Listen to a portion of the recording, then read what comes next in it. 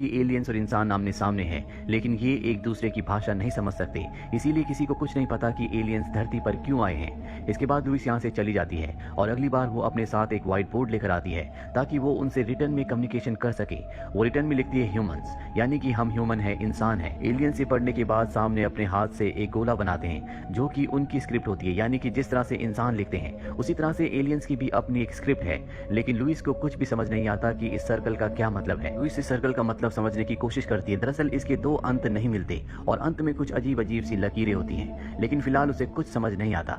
एक बार फिर से वो यान के साथ उसी स्पेसशिप में जाती है जहाँ ये हमेशा अपने साथ एक बर्ड को भी ले जाते हैं, ये चेक करने के लिए कि वहाँ का वातावरण इंसानों के लिए पर्याप्त है कि नहीं। बर्ड हमेशा जिंदा रहता है और पहली बार यहाँ पर लुइस अपने सूट को उतार देती है। उसे देखकर यान भी ऐसा ही करता है और इनके लिए वातावरण पूरी तरह से पर्याप्त होता है। इसके बाद लुइस व्हाइट बोर्ड पर अपना नाम लिखकर अपनी तरफ इशारा करती है, जिससे एलियन समझ जाते हैं कि उसका नाम लुइस है। यान भी ऐसा ही करता है, व्हाइट बोर्ड पर अपना नाम लिखकर अपनी तरफ इशारा करता है और ठीक इसके बाद दोनों एलियंस दो अलग अलग सर्कल बनाते हैं, जिससे इन्हें समझ में आ जाता है कि ये इनके नाम है। लेकिन अब तक ये इनकी भाषा को समझ नहीं पाए हैं। इसी तरह से एक महीने तक ये लगातार इनके शिप में जाते हैं और अब इनके पास बहुत सारे सर्कल्स हैं जो इनकी भाषा है, लेकिन इनकी भाषा को, सर्कल्स को डिकोड करना इतना आसान नहीं है। वहीं दुनिया के अलग अलग 11 देशों में जो अलग अलग 11 यूएफओस हैं, वहाँ की गवर्नमेंट उनसे कम्युनिकेट करने की, कॉन्टैक्ट करने की कोशिश कर रही होती है, जिस तरह से लुइस और यान कर रहे हैं। और ये सब के सब लगातार एक दूसरे से इन्फॉर्मेशन शेयर करते रहते हैं। और अब कई महीने बीत जाने के बाद लुइस कुछ शब्दों को डिकोड कर चुकी है। उसे कुछ को समझ में आ चुका है कि एलियंस उनसे क्या कहते हैं। इसीलिए उन्हीं की भाषा में वो उनसे एक सवाल पूछती है कि आप सब यहाँ पर क्यों आए हो,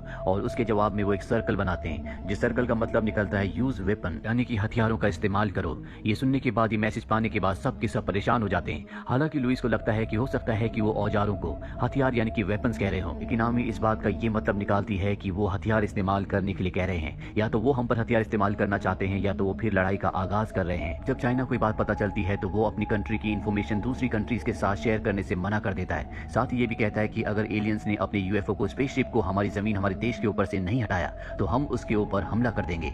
चाइना को देखकर बाकी देश भी अपनी इन्फॉर्मेशन शेयर करने से मना कर देते हैं। दरअसल यूज वेपन के मैसेज के बाद सब के सब डर चुके हैं, इसीलिए आर्मी के 4 ऑफिसर एलियन शिप के अंदर जाते हैं और वहां पर टाइम बॉम्ब को प्लांट करके निकल जाते हैं। लुइस को और यान को बात नहीं पता होती और वो उस मैसेज का सही मतलब निकालने के लिए एक बार फिर से एलियन शिप के अंदर जाते हैं, जहां पर उन्हें टाइम बॉम्ब के बारे में कुछ नहीं पता होता। और अब पहली बार एलियन सिंबल के जरिए लुइस को उन्हीं के ग्लास पर उन्हीं की भाषा में कुछ लिखने को कहती है। और जब लुइस ऐसा करती है तो एलियन दूसरी तरफ कई सारे सिंबल्स एक साथ बना देते हैं और तभी एलियंस को पता चलता है कि उनके शिप में टाइम बॉम्ब है। इसीलिए शिप की ग्रेविटी को पूरी तरह से खत्म कर देते हैं। इस वजह से लुइस और यान दोनों के दोनों शिप से नीचे गिरने लगते हैं और शिप का दरवाजा बंद हो जाता है, जिसके बाद ब्लास्ट होता है और इस तरह से यान और लुइस दोनों की जान एलियंस बचा लेते हैं। और अब एलियन शिप जो जमीन से काफी नीचे था, अब वो जमीन से बहुत ऊपर चला जाता है ताकि कोई भी इंसान वहां तक उनकी इजाजत के बिना ना आए। साथ ही अब आर्मी पूरी तरह से घबरा चुकी है क्योंकि उन्होंने उनके ऊपर हमला किया है और उनका मानना होता है कि एलियंस भी अब उनके ऊपर हमला करेंगे।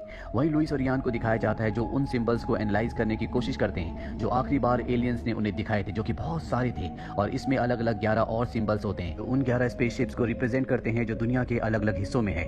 यहाँ पर ये समझ जाते हैं कि अगर इन सभी इन्फॉर्मेशन को जो अलग अलग 11 शिप्स ने इन्हें दी है उसे एक साथ इकट्ठा किया जाए तो इन्हें कोई ना कोई सोल्यूशन मिलेगा। लेकिन अब कोई भी देश एक दूसरे के साथ अपनी इन्फॉर्मेशन शेयर नहीं करता। वहीं लुइस को बार बार अपनी बेटी के विजन्स आ रहे थे जो इस दुनिया में आज तक पैदा हुई नहीं। उसे कुछ भी समझ नहीं आता, उसे लगता है कि ये सिर्फ उसकी कल्पना है। साथ ही उसे एक और विजन आता है जिसमें वो देखती है कि एलियन शिप के अंदर से एक छोटा एलियन शिप निकला है और वो उसे ऊपर ले गया, जिसके बाद वो ग्लास के दूसरी तरफ एलियंस के पास भी गई।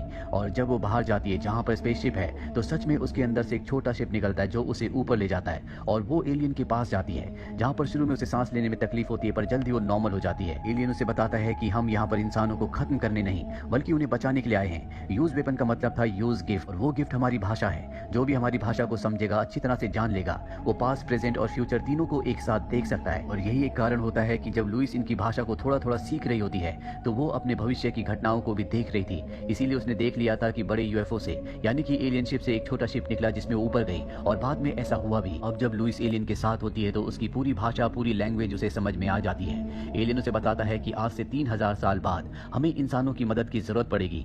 दरअसल एलियंस ने अपना भविष्य देख लिया होता है, इसलिए वो इंसानों को यहाँ पर अपनी भाषा, अपनी भविष्य देखने की तकनीक को सिखाने के लिए आए होते हैं ताकि इंसान भविष्य में उनकी मदद करें। और अब लुइस को सब कुछ पता चल गया है। इसके बाद लुइस को सुरक्षित वापस धरती पर यानी कि जमीन पर उतार देते हैं और लुइस को अब एक विजन आता है जिसमें वो आज से 18 महीने बाद का विजन देखती है, जहां पर दुनिया के सभी बड़े लीडर्स एक साथ जश्न मना रहे हैं क्योंकि एलियंस के खतरे के टलने का जश्न होता है। यहाँ पर चाइना के जनरल होते हैं जो कि लुइस के पास आते हैं और कहते हैं कि अगर तुमने मुझे कॉल नहीं किया होता तो हम कभी भी इस खतरे से नहीं बच पाते। लुइस कहते हैं कि मैंने आपको कभी कॉल नहीं किया। वो कहते हैं कि तुमने मुझे कॉल किया था। वो उसे अपना प्राइवेट नंबर बताते हैं और कहते हैं कि तुमने कॉल करके मुझे मेरी पत्नी के आखिरी शब्द कहे थे कि युद्ध से कभी विजेता नहीं बनते बल्कि युद्ध से विडोज पैदा होती है। और इसी मैसेज को सुनने के बाद उन्होंने एलियन शिप के ऊपर हमला करने का अपना इरादा बदल दिया था। दरअसल अब हर एक देश एलियन शिप के ऊपर हमला करना चाहता है। कहानी वापस प्रेजेंट में आती है जहाँ पर लुइस पूरी तरह से कंफ्यूज होती है। दरअसल अब वो भी एलियन की तरह पूरी तरह से भविष्य को देख सकती है। इसके बाद लुइस चाइना के जनरल को सैटेलाइट फोन से कॉल करती है जो कि एलियन शिप के ऊपर हमला करने की तैयारी कर रहे होते हैं और वो उन्हें वही बात बोलती है जो मरते वक्त उनकी पत्नी ने कहा था, युद्ध से विजेता नहीं बल्कि विडोज यानी कि विधवाएं पैदा होती है। और अपनी पत्नी के आखिरी शब्द याद करने के बाद वो एलियन शिप के ऊपर हमला करने का अपना इरादा पूरी तरह से टाल देते हैं। उनको देखकर बाकी देश भी ऐसा ही करते हैं और अगले पल सारे के सारे यानी कि 12 के 12 एलियन शिप धरती से आकाश की तरफ उड़ जाते हैं, यानी कि वो अपनी दुनिया में वापस चले जाते हैं। अब एलियन की जो भाषा लुइस ने सीखी होती है इसके ऊपर वो एक किताब को पब्लिश करती है और जो कोई भी इस किताब को पढ़ता है समझता है वो भी एलियन की तरह और लुइस की तरह पूरी तरह से अपने भविष्य को देख सकता है। साथ ही लुइस भी अपने भविष्य को देखती है जिसमें उसे पता चलता है कि इयान के साथ उसकी शादी हुई है, जिसके बाद उसकी एक बेटी पैदा होती है जो आगे चलकर बीमार हो जाती है और उसकी मृत्यु हो जाती है। इसके बाद लुइस इयान को बताएगी कि उसे ये बात पहले से पता थी और इस बात से नाराज होकर इयान भी उसे छोड़कर चला जाएगा। कहानी की शुरुआत में लुइस की जो बेटी दिखाई गई थी दरअसल वो उसका भविष्य था जो उसे अब पता चल रहा है, यानी कि एलियंस ने जानबूझकर उसे सब विजन दिखाए थे जो वो अब अपने मन से यानी कि अपनी प्रोग्रामिंग जो कि अब पूरी तरह से इस भाषा को सीखने के बाद बदल चुकी है आराम से देख सकती है। वो जानती है कि इयान के साथ उसका भविष्य क्या होगा, उसकी बेटी की बीमारी से मृत्यु हो जाएगी, साथ ही इयान उसे छोड़कर चला जाएगा, लेकिन फिर भी वो उसे गले लगा लेती है, यानी कि वो अपने आने वाले फ्यूचर को भविष्य को स्वीकार कर लेती है। हो सकता है कि आने वाले भविष्य को टाला ना जा सके और इसीलिए एलियंस जो कि जानते थे कि 3000 साल बाद जब उनकी दुनिया खत्म होने वाली होगी तो वो कुछ भी नहीं कर पाएंगे और तब इंसानों की मदद की उन्हें जरूरत होगी और इसीलिए वो धरती पर आए थे ताकि उनके संपर्क में आने के बाद वो उन्हें बात बता सके, साथ ही अपनी भाषा भी सिखा सके। और यही एक कारण था कि वो एलियन धरती पर आए थे। कहां से, किस दुनिया से, इस बारे में इस कहानी में कुछ भी नहीं बताया गया। तो ये थी पूरी कहानी फिल्म अराइवल की। उम्मीद करते हैं कि ये कहानी आपको पसंद आई